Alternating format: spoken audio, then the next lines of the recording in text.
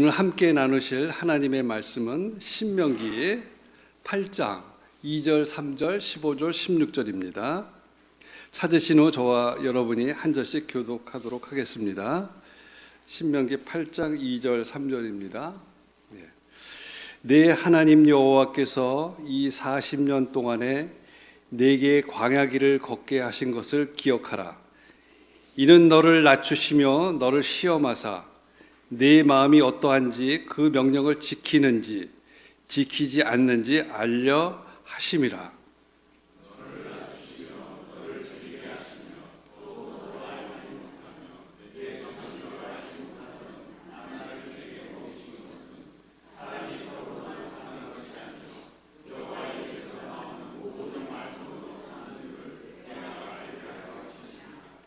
(15절입니다) 너를 인도하여 그 광대하고 위험한 광야 곧 불뱀과 정갈이 있고 물이 없는 건조한 땅을 지나게 하셨으며 또 너를 위하여 단단한 반석에서 물을 내셨으며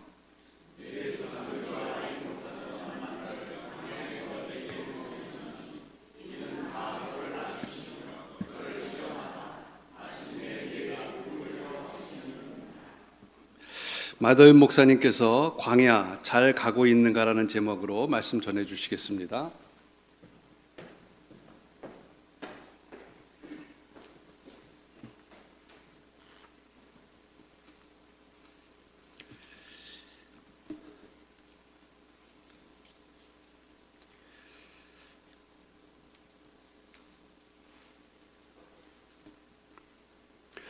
모세오경의 마지막 성경인 신명기는 모압 광야에서 평지에서 모세가 광야를 생활을 회고하면서 앞으로 들어갈 가나안을 바라보면서 그들이 정말로 온전한 가나안에서의 삶이 되도록 회고하며 충고하는 그것이 신명기 말씀입니다.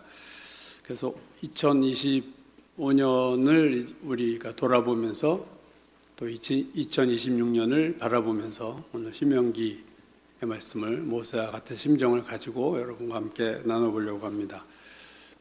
제가 어린 시절에 유명했던 저희 아버님 시대 배우 가수기도 하지만 최희준 씨라는 분이 있죠. 작곡하셨는데 그분이 불렀던, 제가 대학교 다닐 때 그땐 트로트라고 하나 뽕짝이라고 그랬는데 신입생하냐고 하면 이제 노래 시킬 때 제가 자주 불렀던 노래인, 아무것도 모르면서 이 노래를 불렀습니다. 하숙생이란 노래인데, 인생은 나그네 길, 그래서 인생이 나그네 길이다 이거죠.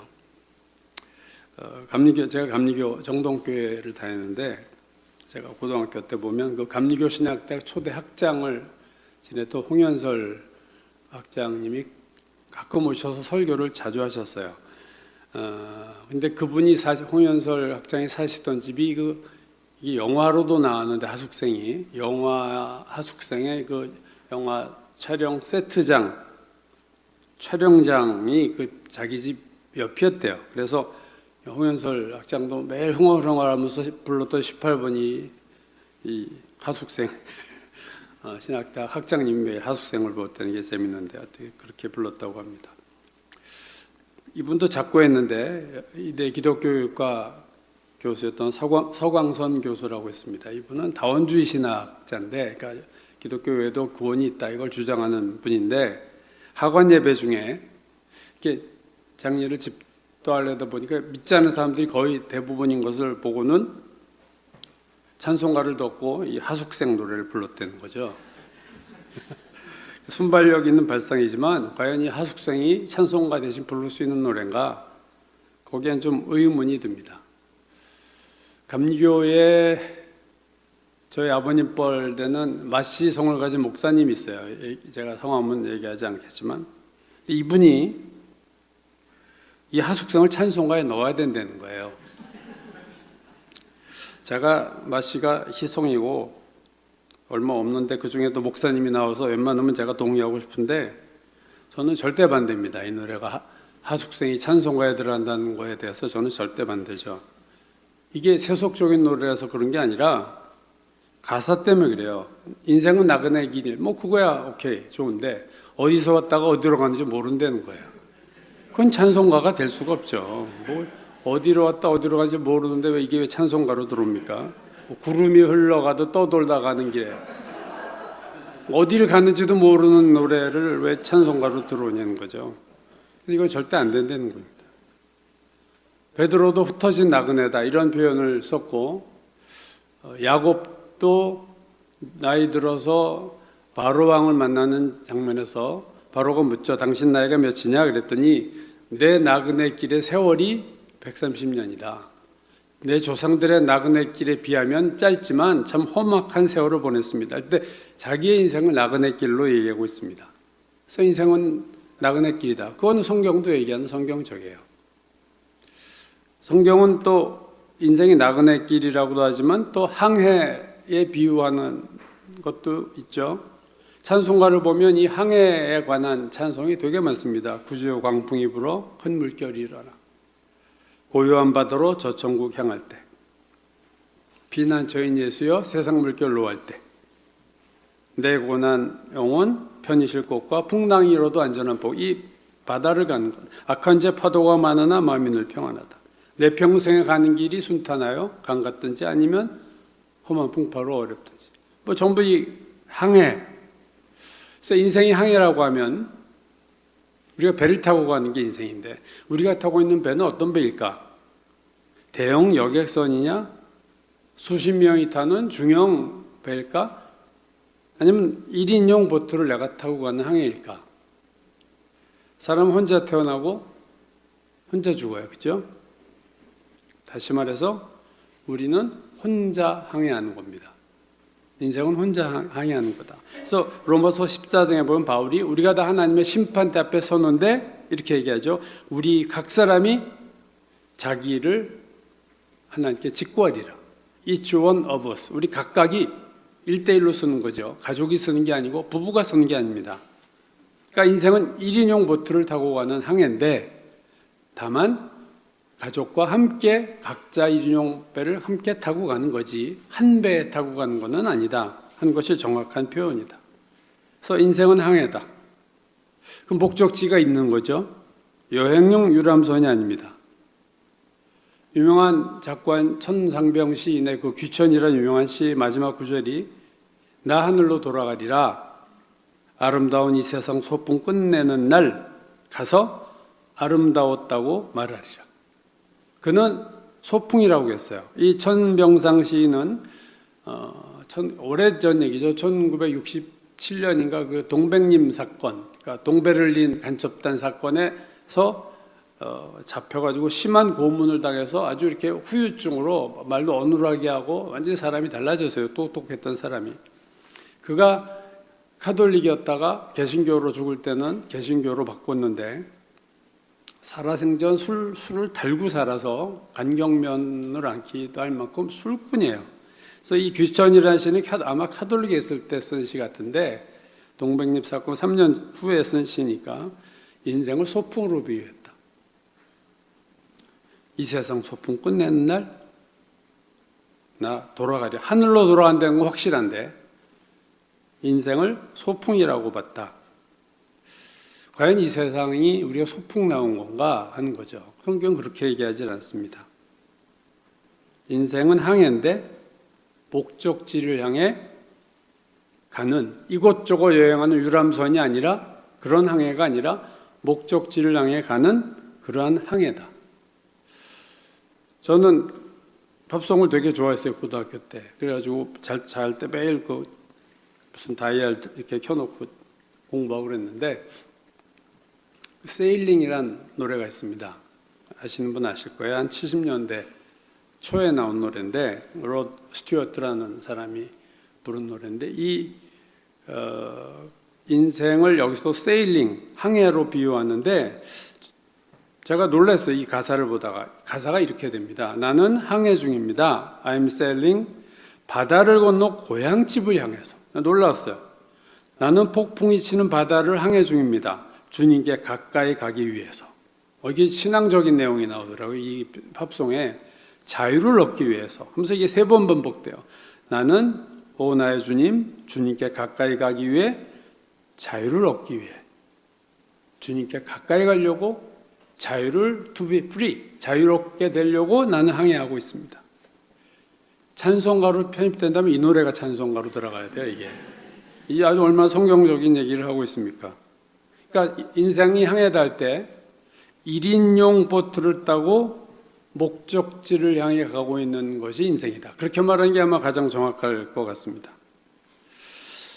오늘 신명기 8장 본문도 인생을 광야길이다 비유하고 있죠. 2절, 내 하나님 여호와께서 이 40년 동안에 내게 광야길을 걷게 하신 것을 기억하라. 출애굽 1세대 이스라엘 백성은 1세대는 광야길을 40년 걸었죠. 근데 광야길을 걸은 것보다 중요한 것은 뭐냐면 광야를 걷게 하신 목적입니다. 오늘 2절 후반부에 나오죠. 이는, 그 이유는, 광야를 걷게 하신 이유는 너를 낮추시며 너를 시험하사 내 마음이 어떠한지 국명령을 지키는지 지키지 않는지 알려 하심이라. 광야길을 걷게 하신 목적이 두 가지가 나오죠. 첫 번째는 우리를 낮추시는 거다. 겸손하게 하시는 것이 광야의 목적이다. 내 하나님 여호와께서 이 40년 동안에 광야길을 내게 걷게 하신 것을 기억하라. 이는, 그 이유는 너를 낮추시며. 왜 하나님이 낮아지는 훈련을 광야에서 하셨을까? 왜 가나안에 들어가서는 이 훈련이 안 될까? 이렇게 물으면 신명기 8장 뒷부분 조금 가면 13절 14절에 모세가 이렇게 말해요. 또 내 소와 양이 번성하며 내 은금이 증식되며 내 소유가 다 풍부하게 될 때에, 가나안이죠, 내 마음이 교만하여 내 하나님 여호와를 잊어버릴까 염려하노라. 모세가 염려한 것은 광야가 아니라 가나안이었습니다. 이제 곧 자기는 못 가지만 이들이 이제 곧 들어갈 텐데 가나안에 교만해질까 봐. 그러니까 낮아지는 거, 겸손은요, 사람은 저절로 낮아지는 경우는 없는 것 같아요. 저절로 스스로 겸손해진다. 이건 어렵고, 사람이 낮아지는 것은 광야길을 걸을 때 낮아진다. 광야에서 낮아진다.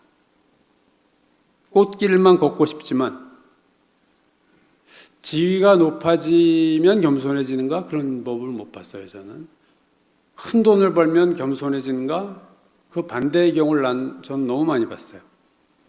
사람은 광야에서 겸손해지고 가나안에서 교만해집니다. 생긴 모습이 그래요. 그게 그래서 첫 번째, 광야에서 하나님이 이스라엘 백성을 낮추시는 것이 광야를 가게 하신 목적이다. 첫 번째. 두 번째는요, 그 다음 나오죠. 너를 시험하사 내 마음이 어떠한지 그 명령을 지키는지 지키지 않는지 알려 하심이라. 학교에서 시험을 보는 이유는 학생들의 실력을 알기 위해서 시험을 보죠. 배치고사를 하기 위해서 시험을 봅니다.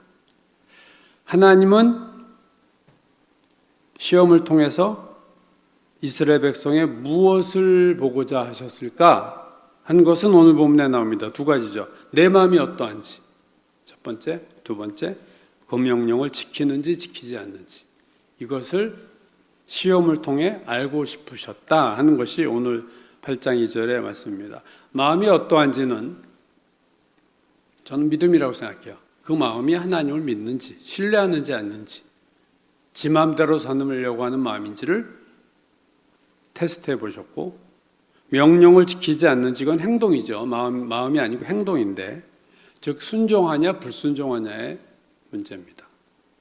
결국 하나님께서 광야에서 이스라엘 백성을 테스트하신 초점은 믿음이 있느냐 순종이 있느냐 두 가지예요. 이 믿음과 순종의 테스트 역시 가나안에서 하지 않고 광야에서 하셨다. 즉 가나안에서 잘 될 때는 믿고 순종하는 게 별로 어렵지 않아요. 여러분도 다 경험하셨지만, 그러나 정말로 믿음과 순종이 어려울 때는 내가 힘들 때입니다. 실족하기 딱 좋은 때죠. 그때 내가 힘들 때도 내가 믿음으로 사느냐, 힘든데도 내가 순종하느냐, 하나님이 이 테스트를 광야에서 하셨다 하는 것을 기억할 필요가 있습니다. 즉 광야에서 인간의 밑바닥이 다 드러나는 거예요. 가나안에선 밑바닥이 절대로 드러나지 않습니다. 얼마든지 교양 있게 대할 수 있고 사람을 그런 척 할 수 있어요. 그러나 광야에서 어려운 일을 겪으면 그 모습이 진짜 내 모습이 나타나게 되었습니다. 그래서 광야는 하나님의 백성에게 변화를 시키고 훈련시키기에 딱 좋은 곳이다. 하나님 그걸 아시고 광야에서 너희를 광야를 걷게 하신 이유는 너를 낮추시고 내가 너를 시험을 통해 알고 싶은 거 두 가지. 너희가 믿음으로 광야를 갔느냐, 광야에서 나에게 순종했느냐를 내가 시험을 통해서 알고 싶었다 하는 거죠. 근데 이게 전부가 아니죠. 8장 2절 오늘에서는 너를 시험하사 너를 낮추시고 너를 시험하사 내 마음이 어떠한지 명령을 지키는지 지키지 않는지 알려 하심이라. 누가 알려고 한다는 것의 주체가 누구예요? 하나님이 우리를 시험하시고 그 시험을 통해서 우리의 마음과 우리의 순종 여부를 알고 싶었다. 창세기에서 아브라함을 모리아산에서 시험하실 때도 내가 이제야 너를 알았다 이렇게 하죠. 이삭을 드리고 났을 때 천사를 보내서 아브라함아 이삭 죽이지 마 하면서 이제야 내가 너를 내 마음을 알았다. 알고 싶으셨던 거죠. 아브라함의 중심을. 오늘 광야에서도 이스라엘 백성을 하나님이 알고 싶으셨어요. 근데 3절을 보시면 그 다음 절 이렇게 나오죠. 너를 낮추시며 너를 주르게 하시며 또 너도 알지 못하며 내 조상들도 알지 못하던 만나를 내게 먹이신 것은 사람이 떡으로만 사는 것이 아니요 여호와 입에서 나오는 모든 말씀으로 사는 줄을 내가 알게 하려 하심이라. 달라져요. 여기서는요. 누가 아는 거예요? 너희가 알기로 원해. 하나님이 이스라엘 백성이 알기로 원하신 거예요. 3절은. 2절은 하나님이 알고 싶으신 거라면 3절은 내가 너로 하여금 내가 알게 하려 합니다. 무엇을요? 사람이 떡으로만 사는 것이 아니라 여호와 입에서 나오는 말씀으로 사는 것을 너로 알게 하려 하십니다. 예수께서 광야 시험에서 인용하셨던 귀한 말씀입니다. 하나님이 알고 싶은 것을 광야에서 아시고 우리가 알아야 할 것도 광야에서 알게 된다는 거예요. 되게 중요한 거죠. 떡으로만 사는 것이 아니라 하나님의 배에서 나오는 말씀으로 사는 것을 언제 하느냐? 가나안에서 하는 게 아니라 가나안에서는 너희가 하나님을 잊지 않도록 주의하라. 자꾸 잊어버리는 게 가나안이에요. 근데 광야에서도 힘들지만 여기서 말씀으로 사는구나를 절감하는 게 광야에서 가능하다는 거죠. 만나 비유를 하셨어요. 그래서 예수께서 요한복음에서도 만나를 하늘의 떡이다, 나다 그런 얘기를 하셨는데, 즉 우리가 세상 사람들은 떡으로만 산다고 생각하지만 하나님의 백성들은 떡으로도 살지 물론, 그러나 더 본질적인 것은 너희는 하나님의 말씀으로 사는 자들이다 라는 것을 스스로 알기를 원하셨고 그걸 알게 하시는 곳이 광야였다. 가나안에서는 사방에 먹을 것이 있죠. 가나안에서는 먹을 것이 없어요. 가장 떡이 절실한 곳이 광야입니다. 예수께서 오병이어의 기적을 행하셨던 곳이 어디예요? 빈들이라고 말하고 있어요. 복음서는 빈들에서, 저녁 때에 날이 저물매 빈들에서. 여기서는 먹을 걸 구할 수 없는, 절대로 구할 수 없는 거예요. 제자들이 마을로 돌아가게 하십시오 했지만 이미 돌아갈 시간도 늦었고, 그러니까 예수께서 오병이어의 기적을 행하지 않으셨으면 안 되는 이유는 이거 외에는 답이 없기 때문에 기적을 행하셔서 먹게 하신 거죠. 우리가 광야에서 알아야 할 것들, 내가 세상 것으로 사는 게 아니구나, 세상에 돈을 얻고 건강하고 이렇게 해서 인생 잘 사는 것이구나, 이건 세상 사람들은 다 그러고 잘 사는 거로 보지만 하나님의 백성이 하나님은 다른 걸 가르쳐 주고 싶은 거야. 그게 아니고 그걸로도 살지만 그건 육신적으로만 사는 것이고, 네가 정말로 하나님의 자녀로서 살기 위해서는 하나님의 말씀을 먹어야 된다는 것을 어디서 배우느냐? 광야에서 배운다 그 얘기죠. 결국 광야란 겸손해지는 것, 사람이 변화되는 것이고, 광야란 시험을 받는 것이고, 테스트를 받는 것이고, 광야란 깨달음을 얻는 곳이에요. 아, 떡으로만 사는 게 아니구나. 그걸 깨닫는 곳이 광야다. 자, 세 가지였죠. 근데 가장 중요한 것이 하나 남았습니다. 자, 두 번째 본문이 15절과 16절 말씀을 보시면요, 이렇게 말씀하죠. 너를 인도하여 그 광대하고 위험한 광야, 곧 불뱀과 전갈이 있고 물이 없는 간조한 땅을 지나게 하셨으며, 또 너를 위하여 단단한 반석에서 물을 내게 하셨으며, 내 조상들도 알지 못하던 만나를 광야에서 내게 먹이셨나니 이는 다 너를 낮추시며 시험하사. 여기까지는 2절 3절의 반복이에요. 그죠? 너를 낮추시고 시험하사. 이건 앞에 나왔던 얘기예요. 근데 2절 3절에 없는 게 하나 마지막에 나오죠. 마침내 내게 복을 주려 하십니다. 이게 광야의 가장 중요한 목적입니다. 마침내라는 것은 뭐예요? 결론이에요. 결론. 이 과정입니다. 다 과정. 겸손도 과정이요, 믿음과 순종도 과정이요, 하나님의 말씀으로 산다는 것을 깨닫는 것도 과정이에요. 그걸 통해서 그것이 되었을 때 하나님은 너희를 마침내 복을 주려 하심이라. 이게 하나님의 목적입니다. 이건 하나님의 항상 최종 목적이에요. 우리에게 어떤 무슨 상황을 주실 때 그 상황의 최종 결론은 하나님은 축복하시려는 것이다. 이게 우리가 흔들리면 안 되는 거죠.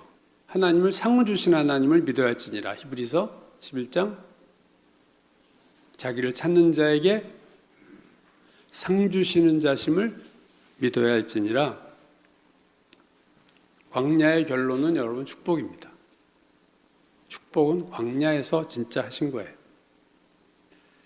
결국 하나님께서 이스라엘 백성으로 광야 길을 걷게 하신 전체 그림이 나온 거죠. 이제 1단계는 낮추시고 그들의 믿음과 순종을 테스트하는 것이고, 2단계는 그들이 떡으로만 사는 존재가 아니라 하나님의 말씀으로 사는 자임을 깨닫게 하시는 것이고, 마지막 3단계는 그것을 통해서 그들에게 복을 주시는 것이다. 자, 그게 하나님의 출애굽 전체 프레임의 흐름입니다. 그게 스케줄이셨어요. 그렇게 하시려고 출애굽이 시작된 거죠. 그러나 실제로 어떻게 되었는가?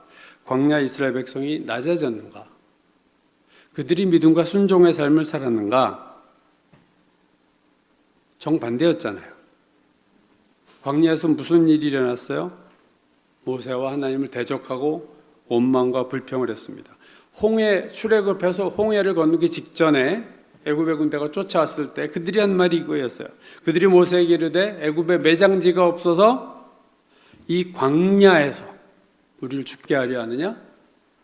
이 광야에서 너희 우리 죽이려고 그래?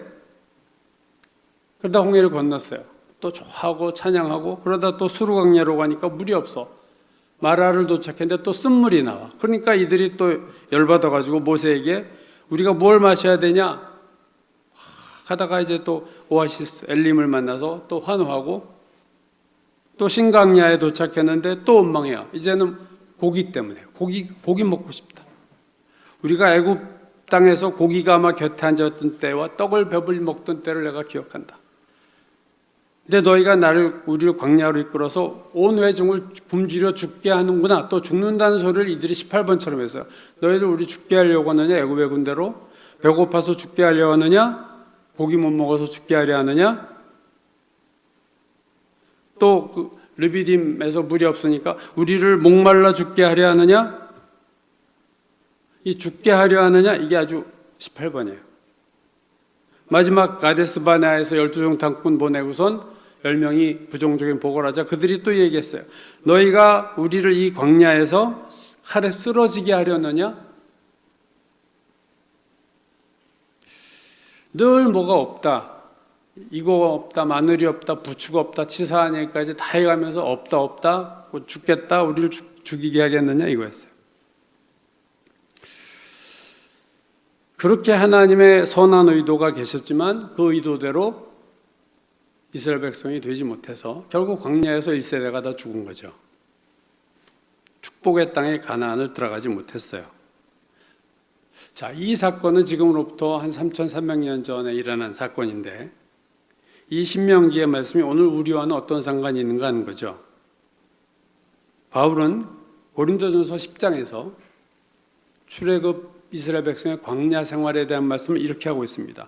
형제들아, 나는 너희가 알지 못하기를 원하지 아니하노니 우리 조상들이 다 구름 아래 있고 바다 가운데로 지나며 모세에게 속하여 다 구름과 바다에서 세례를 받고, 세례란 단어가 여기서 나왔죠. 세례를 받고 홍해를 지나고 구름을 지나면서 세례를 받았고, 다 같은 신령한 영적인 음식을 먹으며 다 같은 신령한 음료, 영적인 음료를 마셨으니 이는 그들을 따르는 신령한 반석, 영적인 반석으로부터 마셨으니 그 반석이 그리스도다. 얼마나 영적인 얘기입니까? 세례를 받았고 그들의 영적인 음료를 먹고 영적인 반석에서 그 음료를 얻었다.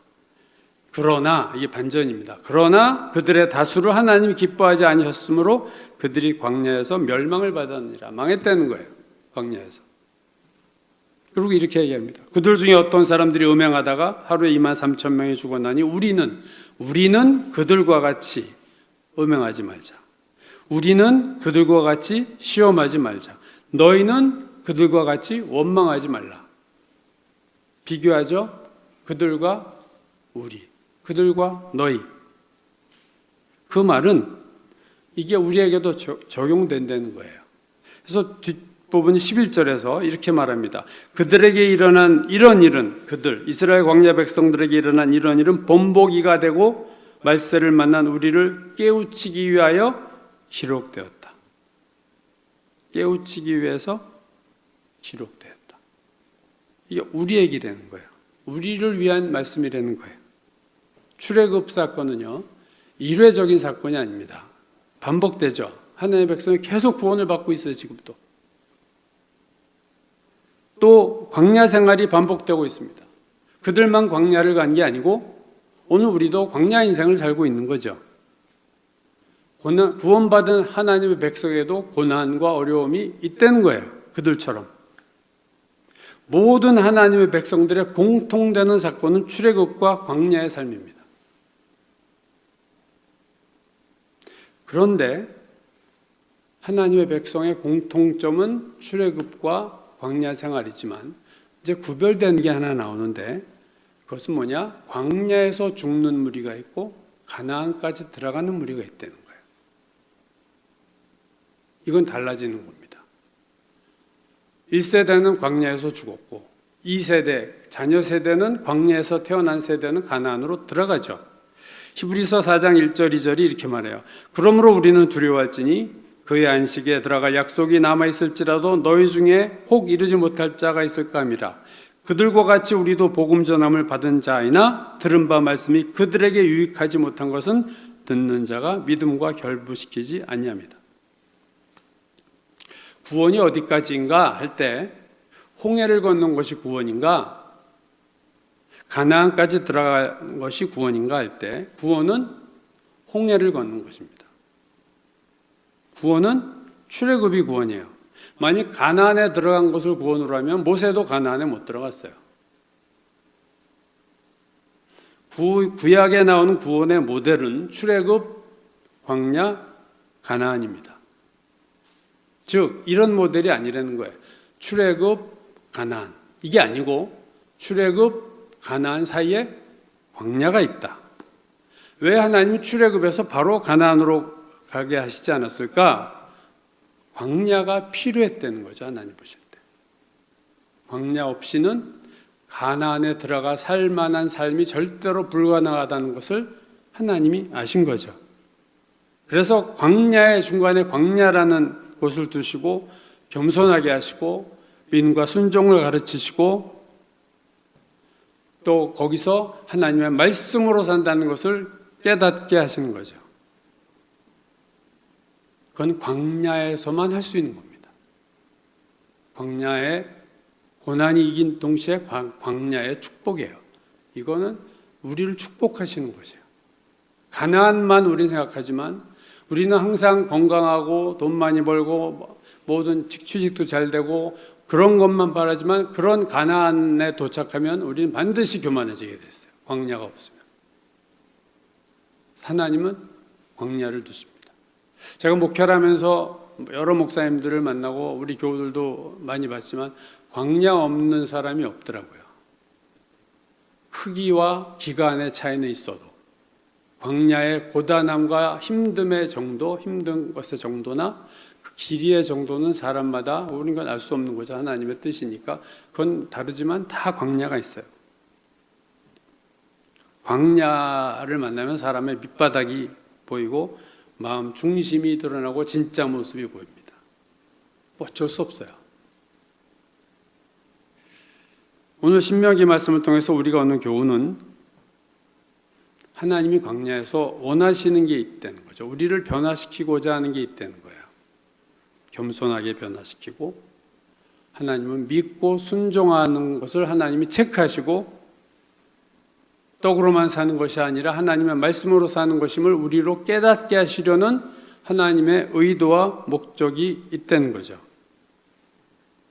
이제 2025년이 이제 거의 다 지나가고 있는데 올 한 해 내가 걸었던 광야길을 한번 돌아보자는 거죠. 2025년에 걸은 광야길을 통해서 나는 무엇을 배웠을까? 나는 올 한 해 무엇을 배웠는가? 어떤 깨달음이 있는가? 내가 올 한 해 이 광야 25년 동안 걸은 광야의 길을 통해서 내가 얼마나 변화됐는가? 이걸 우리가 셀프 체크를 하셔야 돼요. 하나님도 물론 체크하시겠지만 내가 올 한 해 나는 1년이 지나면서 더 겸손해졌는가? 생각해 보자는 거죠. 내가 더 2025년을 지내면서 믿음이 커지고 더 순종하는 자가 되었는가? 내가 세상 돈의 유혹에 넘어가지 않고 하나님의 말씀으로 산다는 것을 절감하고 말씀을 붙잡는 삶을 살았는가 하는 거죠. 그렇게 살았다면 나는 광야길을 잘 가고 있는 거예요. 지금. 돈은 못 벌었어도 괜찮은 거예요. 이것이 이루어졌다면 우리는 2025년을 성공한 사람입니다. 그러나 아무리 외적인 조건에서 좋은 일들이 많이 우리에게 일어났어도 내가 더 그것으로 인해 교만해지고 하나님을 믿음보다 세상을 더 믿고 나를 믿고 순종보다는 내 마음대로 살았고 내가 하나님 말씀보다는 떡을 더 중요시하는 삶을 살았다면 2025년은 그렇게 잘 산 인생은 아닌 거죠. 우리가 다 나그네고 길 가는 나그네고 항해하는 항해자입니다. 이 세상은 그냥 지나가는 곳이죠. 주저앉을 곳이 아닙니다. 광야입니다. 우리는 가나안, 영원한 가나안, 하나님의 나라, 천국을 시민권이자 그것을 향해서 가고 있습니다. 이 광야에서, 광야 인생길에서 하나님이 나에게 원하시는 것을 우리가 정확히 알아야 돼요. 그리고 그것에 하나님의 의도대로 내 삶을 만들어야 되는 것은 나의 책임입니다. 돈이 없고 명예가 없고 지위가 없고 그래도 겸손과 믿음과 순종과 하나님의 말씀을 붙잡았다면 성공한 인생입니다. 올 한 해를 돌아보면서 2026년 새해에 걸을 광야길을 우리가 다시 한번 준비해야 될 때입니다. 내가 내년도 나에게 주실 광야길 어떻게 갈 것인가? 2025년을 돌아보면서 오늘 말씀을 생각하시면서 2026년에 걸을 광야길이 우리 모두에게 축복이 되기를 기원합니다. 기도하겠습니다. 하나님, 부족하고 허물 많은 죄인의 눈으로 볼 때에도 나의 삶이 참 부끄럽고 내 중심이 내가 볼 때도 하나님의 저울에 부끄러운 모습으로 달립니다. 그러나 주님이 우리의 모습을 부족함을 아시지만 우리를 은혜로 지금까지 인도하시고 2025년에 걸은 광야길에서 우리를 하나님의 은혜 가운데 붙들어 주심을 감사합니다. 이제 새해를 앞둔 이 가운데 이 시간에 하나님, 우리가 내년에 걸을 광야길을 믿음으로 지혜로 준비하는 저희들 되기 원합니다. 축복하여 주시고 올바른 깨달음과 결단을 우리에게 허락하여 주옵소서. 예수님 이름 받들어 기도드렸습니다.